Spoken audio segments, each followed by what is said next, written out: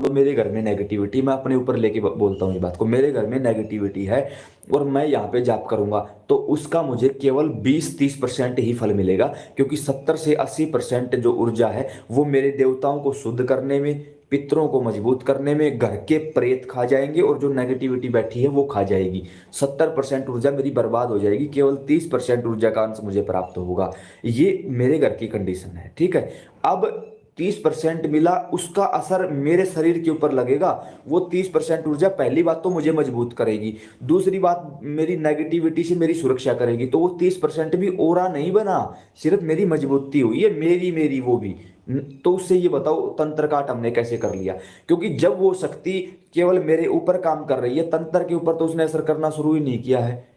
अब बात करते हैं घंटों के ऊपर। जिसके घर में नेगेटिविटी है, जिसने पहले कोई मंत्र सिद्ध नहीं कर रखा, उसका घंटों नहीं, उसका तो सालों का खेल है भाई, उसका तो सालों का खेल हो जाता है। अब घंटों के हिसाब से कौन चलेगा?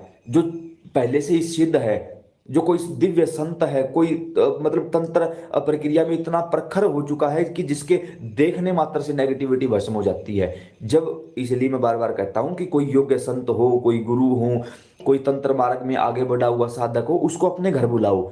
होगा क्या?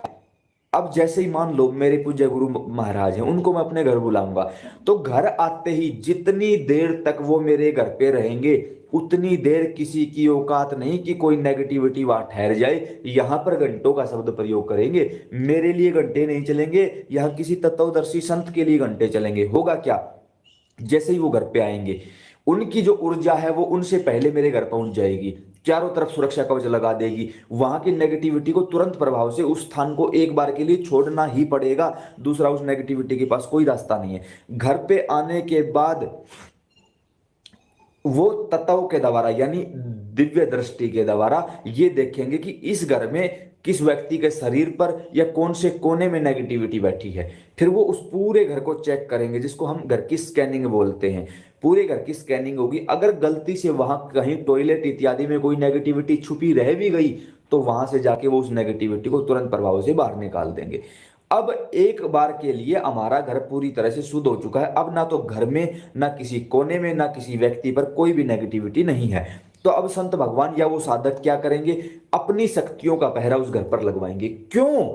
क्योंकि नेगेटिविटी छोड़ी जाती है तो सबसे पहले उस घर के देवी देवताओं को बांध दिया जाता है, और उस घर में हम जितने भी पूजा पाठ करेंगे उन देवताओं तक नहीं पहुंचेगी। नहीं पहुंचेगी तो एक प्रकार से वो देवी देवता उनकी सहायता नहीं कर पाएंगे। तो संत भगवान या जो भी व्यक्ति आया है वो अपनी शक्तियों का पहरा उस घर के ऊपर लगाएगा, और जैसे ही उस संत की कृपा होगी, उस संत की शक्तियां काम करेंगी,